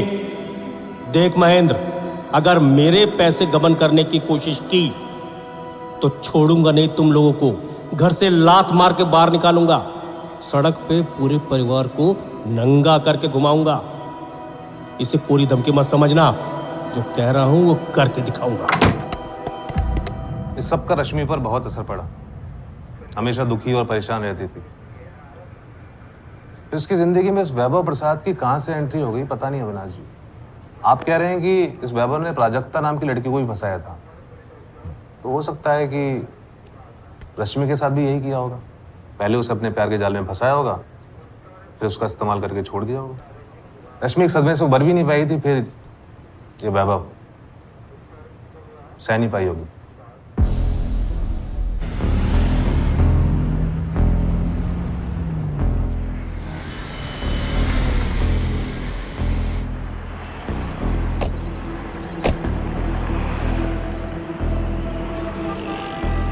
सर, रश्मि तरुण बघेल से परेशान थी पर उसे सजा दिलवाने के लिए लड़ रही थी, लेकिन तभी अचानक सीन में एंट्री करता है वैभव प्रसाद और रश्मि सुसाइड कर लेती है। दूसरी तरफ प्राजक्ता मिसिंग है। क्या थ्योरी बना रहे हो रुपेश? यही कि कहीं तरुण बघेल ने ही वैभव प्रसाद को भेजकर रश्मि को टारगेट बनाकर उसे ठिकाने लगाया हो, और दूसरी तरफ प्राजक्ता ने भी तरुण बघेल से पैसे उधार लिए हों और पैसे नहीं चुका पाई, तो तरुण बघेल ने वहां भी वैभव प्रसाद को भेजकर प्राजक्ता को ठिकाने लगाया। अपने अतीत के दर्द से उबरने का हक है तुम्हें। आने वाली खुशियों पे क्यों शक है तुम्हें रश्मि? ऐसा तुम अब कह रहे हो वैभव। एक बार मेरे बारे में सब जान लोगे तो तुम्हारा इरादा बदल जाएगा। सब कुछ बदल सकता, पर मैं कभी नहीं बदलूंगा। ना मैं, ना तुम्हारे लिए मेरा प्यार प्राजक्ता।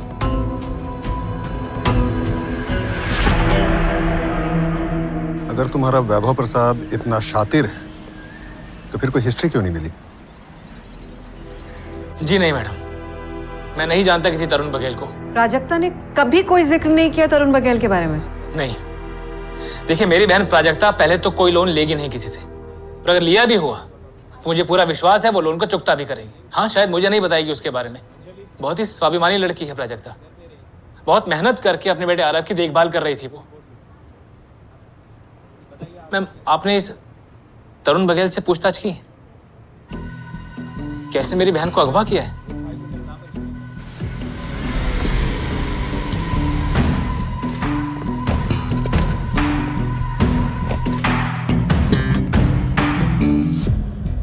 भोपाल और भोपाल के बाहर ऐसे बहुत सारे लोग हैं जिन्हें मैं लोन पे पैसा देता हूँ। अब पैसा दिया है तो वापस भी तो चाहिए ना सर। आखिर हमें भी अपना परिवार पालना है। अब जो कोई पैसा वापस नहीं करेगा तो किसी न किसी तरीके से तो पैसा निकालना ही पड़ेगा। और सर कई बार तो मैंने रिटायर्ड पुलिस वालों को भी काम पे रखा है पैसा लाने के लिए। आप जब रिटायर होंगे तो आपको भी मैं। जितना सवाल उतना जवाब तरुण बघेल, वरना ये जो डंडा है ना सीमा पार कर देगा। महेंद्र कुशवाहा, अनीता कुशवाहा और रश्मि कुशवाहा, इन तीनों सुसाइड केसेस में तेरा नाम है। तो अगर मैं अपने पर आ गया ना तरुण बघेल, तो तुझे ऐसा घुमाऊंगा कि तू खुद गिड़गिड़ा के कन्फेस करेगा कि ये तीनों मर्डर तूने किया है। कुछ भी सर, कुछ भी बोल रहे हैं आप। चुप। और सीधा सीधा बताइए वैभव प्रसाद है कौन? वैभव प्रसाद? हाँ, वैभव प्रसाद। ये वैभव प्रसाद और ये प्राजक्ता तिवारी। सर मैं किसी वैभव प्रसाद और प्राजक्ता तिवारी किसी को नहीं जानता। जब कोई पैसा वापस नहीं करता है, ज्यादा परेशान करता है, तो पैसा वसूलने के लिए अपने आदमियों को भेजता हूँ, डरा धमका के पैसा निकाल लेता हूँ। अब किसी को हायर करना और जिसे लोन दिया है उसे प्यार मोहब्बत के चक्कर में फंसा करके ब्लैकमेल करके पैसा वसूलना, सर ना तो इतना समय मेरे पास है और ना ये सब सोचने के लिए भगवान ने मुझे दिमाग दिया है। पैसा वसूलने के लिए सर इतनी लंबी चौड़ी कहानी बुनना मेरे बस की बात नहीं सर। मैं एक व्यापारी आदमी हूँ, कोई नॉवल का राइटर नहीं।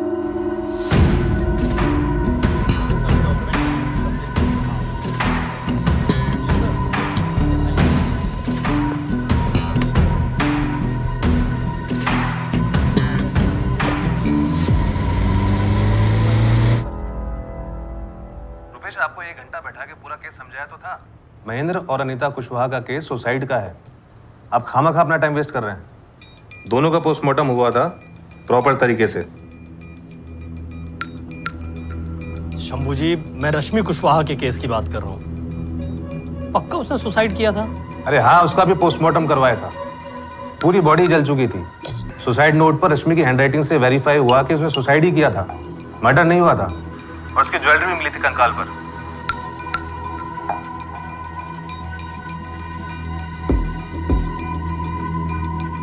रुपेश, मध्य प्रदेश के हर अखबार में वैभव प्रसाद और प्राजक्ता तिवारी दोनों की फोटो छपवा, और एमपी के बाहर भी अखबार के जितने भी एडिशंस हैं उन सब में दोनों की फोटो आनी चाहिए।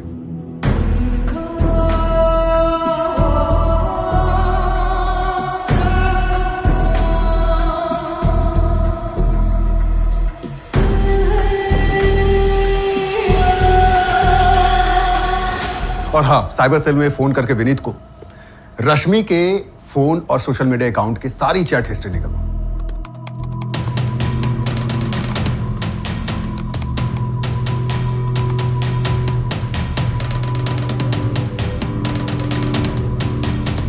वैभव ने प्राजक्ता को उस गारमेंट स्टोर में टारगेट किया जहां प्राजक्ता काम करती थी।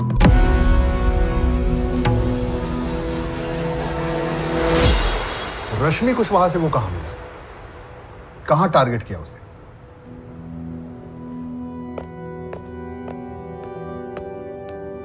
सर मैंने काफी सर्च मारा, प्राजक्ता के सोशल मीडिया अकाउंट्स तो मिले, लेकिन रश्मि कुशवाहा और वैभव प्रसाद के नहीं। अरे ऐसा कैसे हो सकता है कि दोनों के सोशल मीडिया अकाउंट हो ही ना?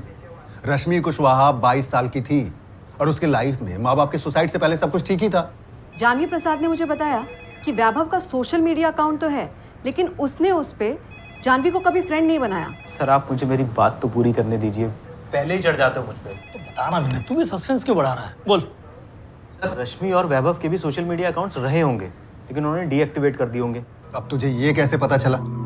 आजकल डीएक्टिवेटेड अकाउंट भी साइबर सेल वाले टैप करते हैं क्या? सर आप मेरी बात नहीं सुन रहे हो पूरी। चल बोल ले विनीत। सर देखिए, आपने मुझे बताया था कि रश्मि का भाई है नीलेश और नीलेश का दोस्त है गौरव और वैभव की वाइफ है जानवी। तो सर मैंने क्या किया, जानवी, नीलेश और गौरव इन तीनों के भी सोशल मीडिया अकाउंट सर्च किए, इस थॉट से कि शायद इनके पास कोई ऐसी इंफॉर्मेशन हो जो ये आप लोगों को ना बता रहे हो। कौन क्या छुपा रहा है हमसे? सर ये तो मेरे को नहीं पता, लेकिन आपने गौरव त्रिवेदी से बात किया? गौरव नीलेश का दोस्त? हाँ सर। नहीं, क्यों? क्योंकि सर गौरव त्रिवेदी की चैट हिस्ट्री में मुझे एक चैट मिली गौरव की चैट। रश्मि, तुम जिस रास्ते पे चल रही हो वो गलत है। वो तुम्हें सिर्फ बर्बादी की ओर ले जाएगा। मेरी जिंदगी में इसके अलावा बचा ही क्या है गौरव? रश्मि, वैभव तुम्हें बर्बाद कर देगा। वो शादीशुदा है, तुम जानती हो। क्या फर्क पड़ता है गौरव? मुझे ये तो पता है कि वो मेरे साथ खड़ा है। अगर ये सोच रही हो कि वैभव का इस्तेमाल करके तुम तरुण बघेल से बदला लोगी, उसे बर्बाद कर दोगी, तो ये तुम्हारी भूल है। तुम अपने पैर पे खुद कुल्हाड़ी मार रही हो रश्मि। रश्मि, अपना फ्यूचर बर्बाद मत करो। वैभव का इस्तेमाल करके तरुण बघेल को बर्बाद करना, आखिर ये रश्मि चाहती क्या थी? इरादा क्या था इसका? और इस बारे में ना हमें नीलेश ने कुछ बताया, ना ही गौरव ने।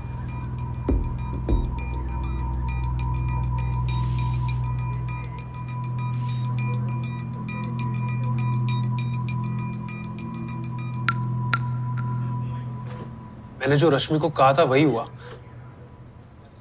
वैभव के चक्कर में उसने अपनी जान ले ली। वैभव के साथ मिलकर रश्मि कैसे बर्बाद करने वाली थी तरुण बघेल को? सर, ये मैं नहीं जानता। रश्मि ने मुझे इस बारे में कभी कुछ नहीं बताया। गौरव, मुझे लगता है कि रश्मि ने सुसाइड नहीं किया, तुमने उसका मर्डर किया। नहीं सर, रश्मि ने सुसाइड ही किया है। तुम अपने पैर पर खुद कुल्हाड़ी मार रही हो रश्मि, ऐसा खुद तुमने लिखा है रश्मि के चैट। तुम रश्मि को लाइक करते थे, सही है ना? बोलो। हाँ सर, काफी टाइम से करता था। मैं रश्मि को सच में चाहता था, लेकिन उसके माँ बाबा की मौत के बाद वो अंदर से बिल्कुल टूट चुकी थी। ओम श्री पितृदेवताभ्यो नमः। ओम श्री सर्व पितृदेवताभ्यो नमः। ओम श्री विष्णवे नमः। ओम श्री विष्णवे नमः। ओम श्री विष्णवे नमः। पुष्पं सर्वयामि।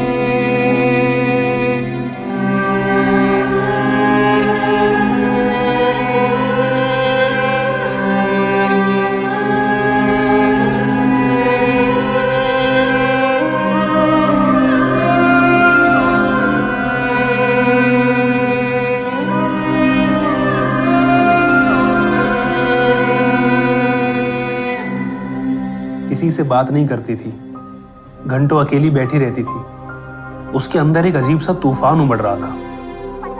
अब रश्मि की लाइफ का सिर्फ एक ही विलन था, तरुण बघेल। अपने माँ बाबा की मौत के लिए वो उसे सजा दिलवाना चाहती थी। अब उसकी जिंदगी का सिर्फ एक ही मकसद था, तरुण बघेल की बर्बादी। रश्मि, तरुण बघेल सिर्फ बेल पे छूटा है।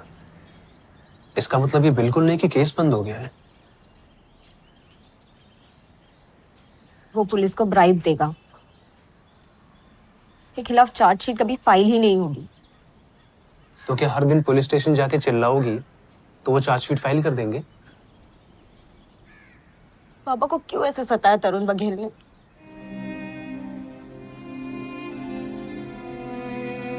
मैंने कभी ये नहीं कहा था कि ऐसे वापस नहीं करेंगे। बस थोड़ा वक्त मांगा था उन्होंने, कि फिर भी बार बार उनकी बेइज्जती की गई, उन्हें पीटा गया।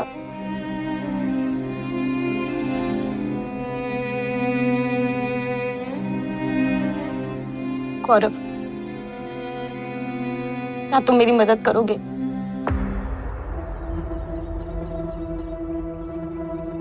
मैं रश्मि से प्यार करता था, वो भी मुझे चाहती थी। मैं उसको उस सदमे से बाहर निकालना चाहता था, लेकिन रश्मि वो निकलना ही नहीं चाहती थी। गौरव, अगर मुझसे सच्चा प्यार करते हो तो प्लीज मेरी हेल्प करो। क्या करना चाहती हो रश्मि? तरुण बघेल को फंसाना, जाल में फंसाना है उसे। जो हाल उसने मेरे माँ बापा का किया, उसका भी वही हाल करना है। रश्मि, प्लीज अपने अंदर से ये नेगेटिव थॉट्स निकाल दो। देखो, जो भी हुआ वो गलत था, और जो तुम सोच रही हो वो भी उतना ही गलत है। तुम्हें अपने माँ बाबा के लिए कुछ अच्छा करना है तो अपने फ्यूचर पे ध्यान दो। कॉलेज की पढ़ाई पूरी करो, अपनी जिंदगी को बेहतर बनाओ। तरुण बघेल की वजह से माँ बाबा ने सुसाइड किया। पुलिस उसका कुछ नहीं करेगी, नीलेश भैया भी कुछ नहीं करेंगे, तो क्या मैं भी चुप बैठी रहूं? नहीं, मैं नहीं छोड़ूंगी तरुण बघेल को। ये वो रश्मि नहीं थी जिसे मैं पहले जानता था। कुछ और ही बन गई थी।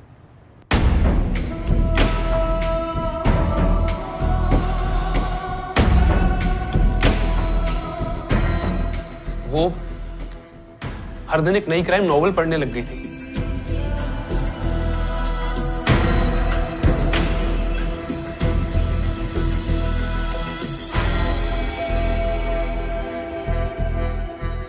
क्राइम नॉवेल्स पढ़ते पढ़ते वो हर दूसरे दिन एक नया प्लान बनाने लगी। मैं ना उसे समझ पा रहा था और ना समझा पा रहा था। सर अब तो मुझे भी डर लगने लग गया था उससे। मैंने रश्मि को साफ साफ बोल दिया था कि मैं उसके किसी भी प्लान में उसकी हेल्प नहीं करूंगा। कोई बात नहीं गौरव, अगर तुम मेरे प्लान में मेरे साथ नहीं तो मेरी लाइफ में भी तुम्हारी कोई जगह नहीं। Good bye.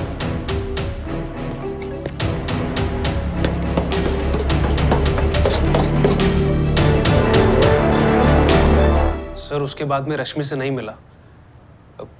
हाँ लेकिन मुझे पता चला कि वैभव नाम का कोई आदमी रश्मि की लाइफ में आया है। मैंने कोशिश की रश्मि को समझाने की कि ये रिवेंज, बदला, ये सब छोड़ दे, लेकिन रश्मि ने मेरी नहीं सुनी। क्या नीलेश को पता था कि रश्मि तरुण से बदला लेना चाहती है? सर मुझे इस बारे में कुछ नहीं पता। नीलेश खुद परेशान था सर। रश्मि के पागलपन और हरकतों की वजह से नीलेश की वाइफ पूजा वो घर छोड़ के जा चुकी थी। वो भी रश्मि की हरकतों को बर्दाश्त नहीं कर पाई। रश्मि क्या प्लान कर रही थी वैभव के साथ तरुण से बदला लेने के लिए? और वैभव क्यों छोड़कर चला गया रश्मि? मुझे इस बारे में कुछ नहीं पता सर। हाँ मैं इतना जानता हूँ कि वैभव और रश्मि दोनों ऑनलाइन मिले थे। मैंने रश्मि को वार्न करने की कोशिश की कि वैभव जो है वो सही आदमी नहीं है, लेकिन सर रश्मि ने मेरी नहीं सुनी। फिर आपने बताया कि वैभव ने ऐसे ही एक लड़की प्राजक्ता को फंसाया। सर वैभव ने रश्मि का फिजिकली इस्तेमाल किया होगा सर, और उसके बाद रश्मि को और उसके प्लान को डंप कर दिया। सर शायद इसीलिए रश्मि टूटकर सुसाइड।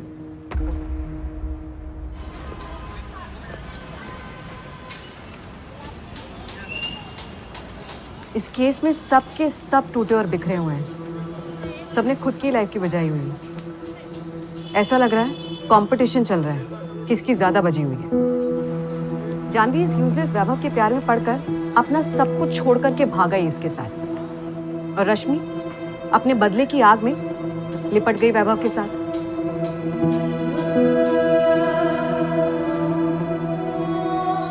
और प्राजक्ता का जानवी जैसा सेम टू सेम टूटी हुई लव स्टोरी और शादी आ गिरी वैभव के ही जाल में। सर रश्मि पहले से ही डिप्रेस थी।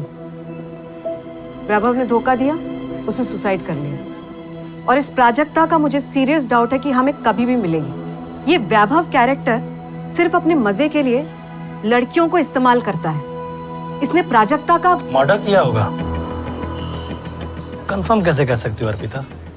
अभी तक तो कोई एविडेंस हमारे हाथ नहीं लगा है। सर 10 दिन हो गए हैं। वो जिंदा है ऐसा भी कुछ हमें नहीं मिला है।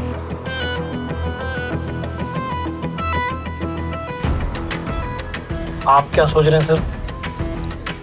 यहाँ हम जो सोच रहे हैं वैसा कुछ नहीं है। तो फिर? तरुण बघेल। ये पूरा प्लॉट क्या है ये हमें तरुण बघेल से मिलेगा।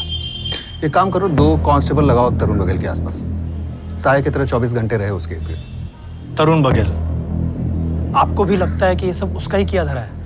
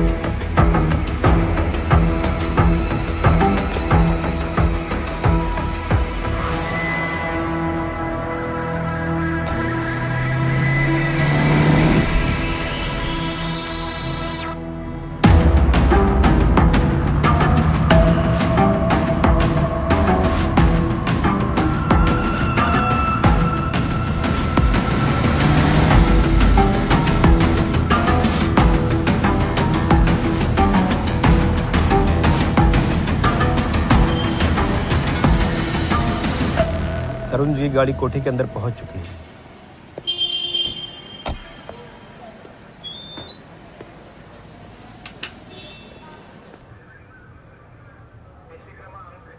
सर 3 दिन हो गए तरुण बगल पर नजर रखते हुए, अभी तक कुछ भी हाथ नहीं लगा।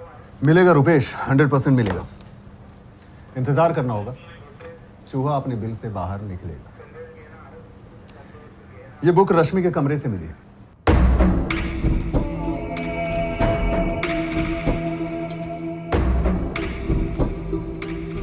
सर, ये बुक रश्मि के शेल्फ से मिली।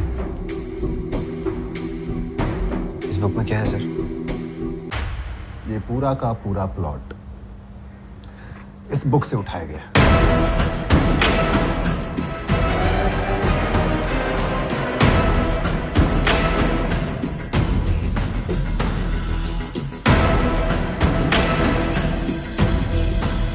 वैभव प्रसाद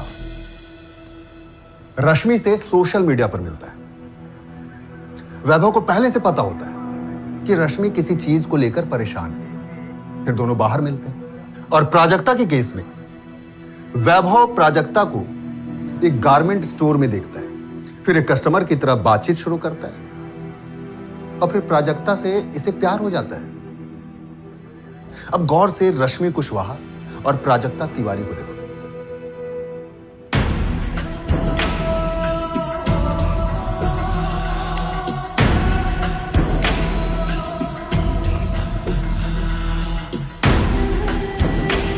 रश्मि ने सुसाइड क्यों किया और रश्मि कुशवाहा ने अपने सुसाइड नोट में तरुण बघेल के साथ साथ वैभव प्रसाद का नाम क्यों मेंशन किया? You know what, 100% Prajakta Tiwari को टारगेट किया गया है।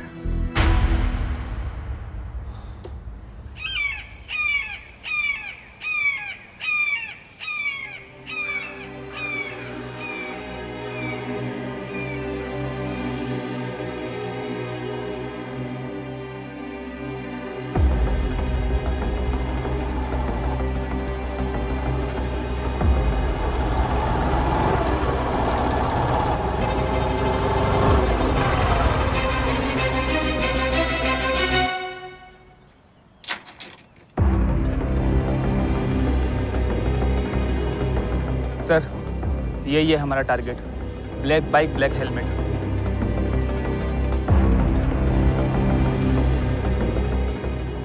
चाहिए।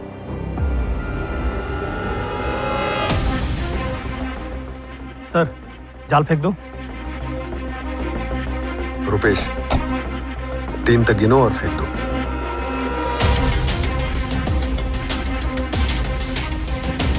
ये सब कुछ मुझे मारने आया? नहीं, पैसे उधार मांगने हैं। पीछे रहे वरना गोली लगेगी।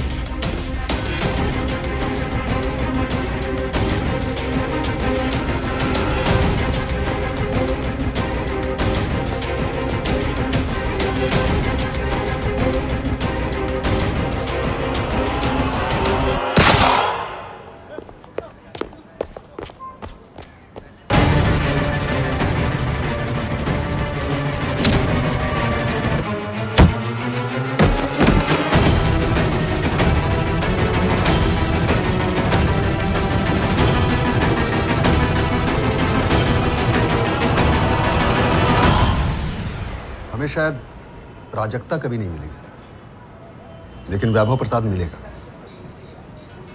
वैभव तरुण बघेल को मारने आएगा। हेलमेट निकाल दो वैभव प्रसाद।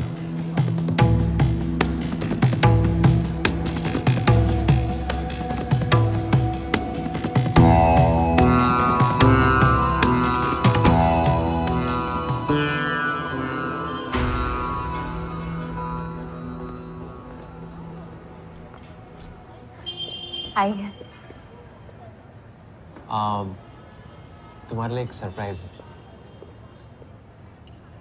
तुम क्या अपने घुटनों के बल बैठकर हाथ में फूल लेकर मुझे प्रपोज करने वाले हो?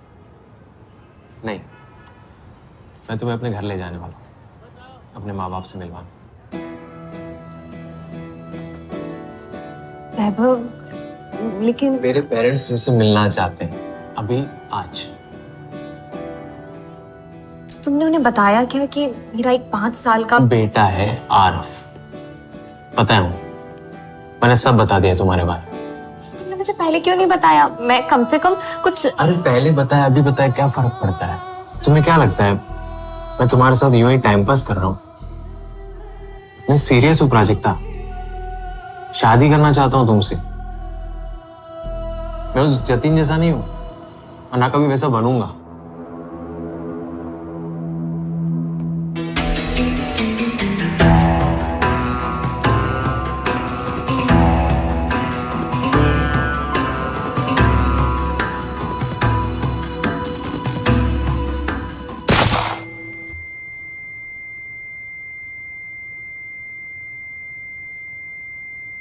अगली गोली सीधा तेरे दाएं पैर में घुसेगी, उससे अगली तेरे बाएं पैर में। अब जल्दी बोल कहां है वो?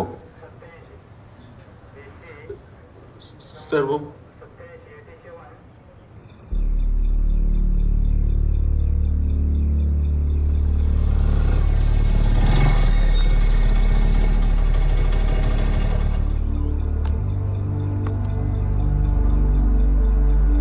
आओ।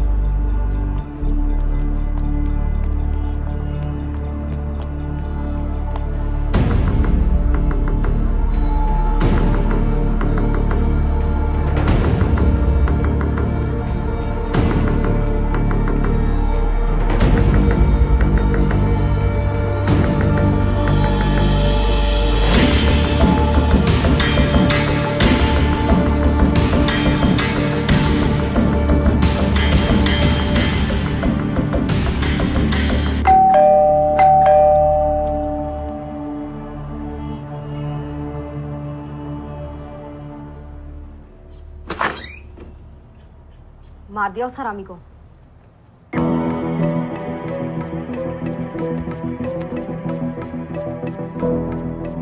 सो सॉरी, वो तो नहीं हो पाया। एक्चुअली हम तुम्हारी स्टोरी पे फुल स्टॉप लगाने के लिए पहले ही आ गए। वो क्या है ना कि हमने वो नॉवल पढ़ ली जहां से तुमने प्लॉट चुराया।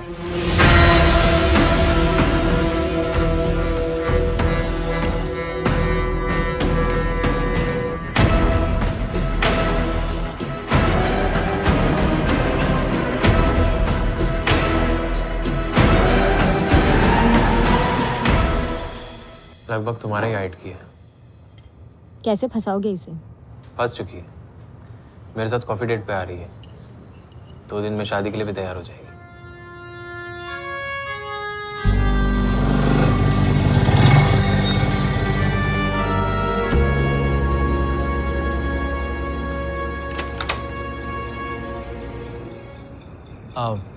ये मेरी छोटी बहन रश्मि है।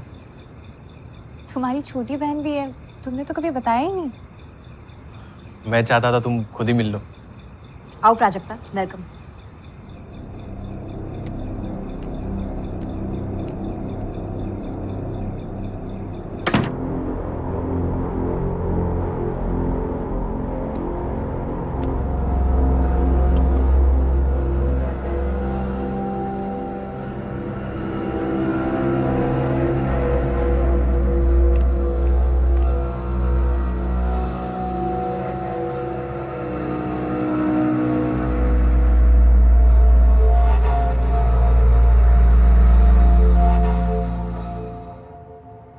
तुम्हारे पेरेंट्स नहीं दिख रहे हैं?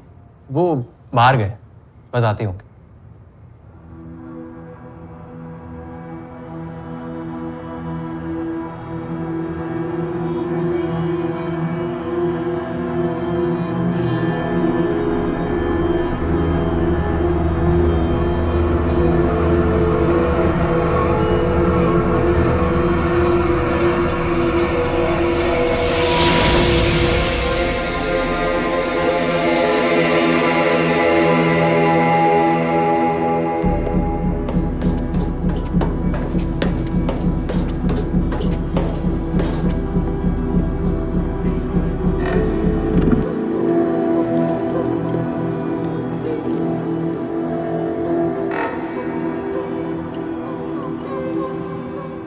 इतना काफी है? एक काफी है नीलेश भैया और गौरव को जलाने के लिए।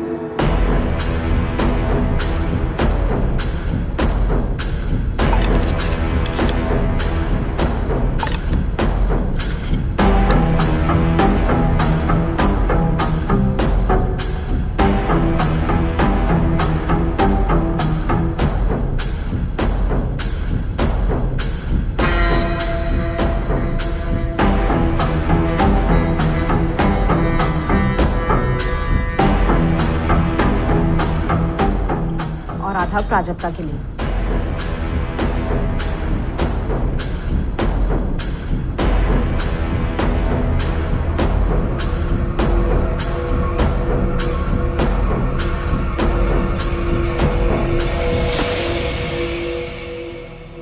और एक सेफ्टी के लिए।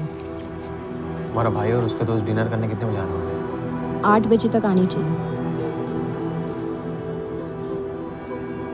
तुम टेंशन मत लो, मैं सब संभाल लूंगी। 9 बजे तक वो सो चुके होंगे। तुम प्राजक्ता को तब तक ले आना।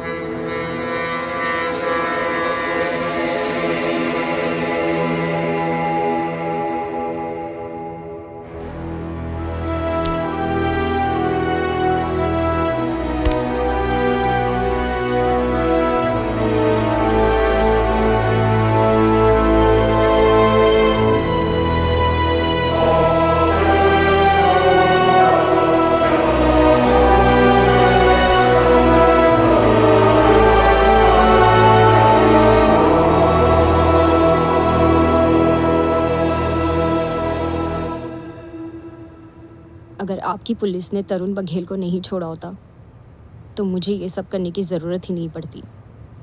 लेकिन आपकी पुलिस उसका कुछ नहीं बिगाड़ पाई। मैं उसे सज़ा देना चाहती थी।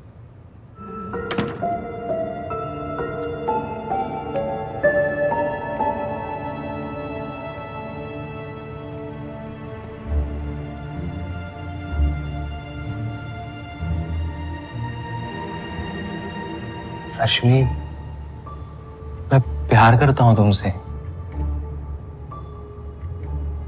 मुझसे प्यार है तो पहले तरुण बघेल से निपटना होगा वैभव। मुझ पे भरोसा रखो। मैं अपने बीवी बच्चे को छोड़कर तुम्हारे पास आया हूं। हम तरुण बघेल से निपटेंगे। ऐसा रेड मारेंगे कि ना उसको ना किसी को समझ आएगा कि क्या हुआ है उसके साथ। बात अब सिर्फ तरुण बघेल को फंसाने की नहीं है, तो उसे मारना होगा। हिसाब बराबर होना चाहिए। मेरे माँ बाबा को मारा है तरुण बघेल ने, उसे भी मरना होगा। पर ऐसा करेंगे तो शक तुम पर ही होगा, तुम ही फंसोगी। मैं नहीं फंसूंगी वैभव, मैंने पूरा प्लान बनाया है।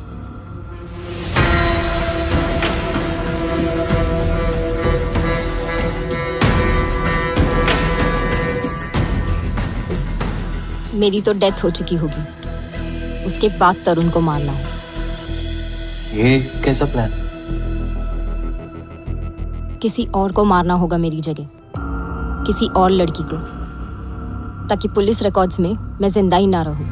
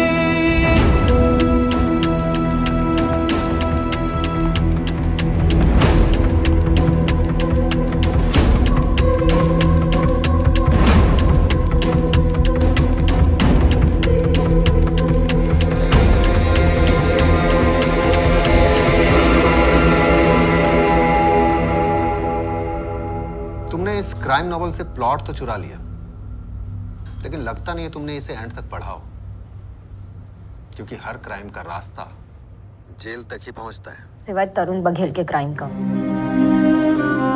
वो तो जेल के बाहर घूम रहा था, अब भी घूम रहा है।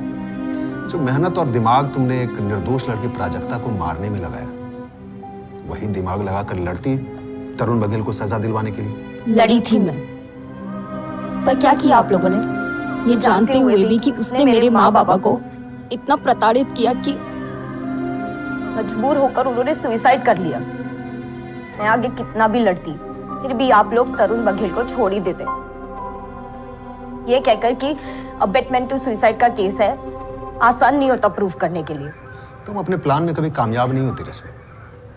चलो एक सेकंड के लिए मान लेते हैं कि तुम अपने प्लान में कामयाब हो भी जाती, तो प्राजक्ता के मर्डर करने के बाद तुम चैन से सो पाती? अपना नाम बदल करके, आइडेंटिटी चेंज करके सुकून से जी पाती? प्राजक्ता का एक 5 साल का बच्चा है, आ रहा हूं, मिलना चाहोगे उससे? वो अभी तक उम्मीद लगाए बैठा है कि उसकी मम्मी उससे मिलने आएगी।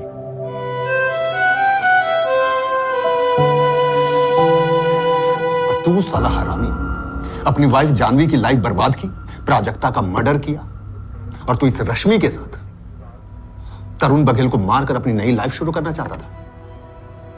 अबे गधे, ये तुझे भी बलि का बकरा बनाने वाली थी। इसने तेरा नाम सुसाइड नोट में मेंशन किया था। तरुण बघेल को तू जैसे ही मारता, ये तुझे भी पवेलियन भेजने वाली थी। नहीं, आप झूठ बोल रहे हैं रश्मि। अरे पढ़ तो लेता ये नॉवेल जहां से इसने प्लॉट चुराया है।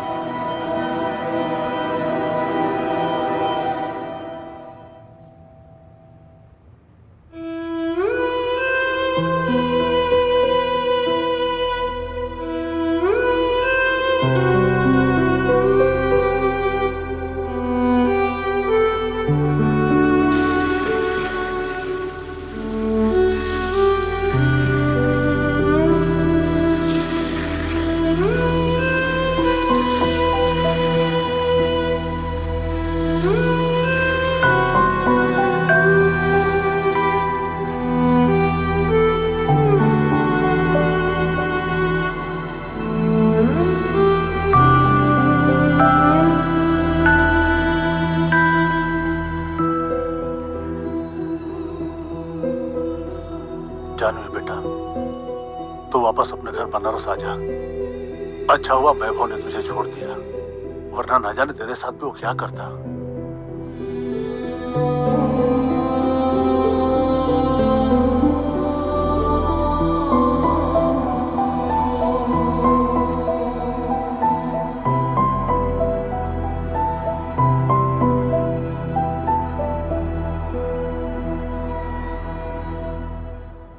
आपका शुक्रिया अदा कैसे करूं साहब, जान बचाई है आपने। ये शुक्रिया अपनी जेब में रखता तरुण बघेल। इसे मेरी पहली और आखिरी वार्निंग समझना। तुमने अगर पैसे लेने के लिए अगर किसी के साथ मारपीट की या उसे धमकाया, तो अगला मर्डर केस मेरे टेबल पर तेरा होगा।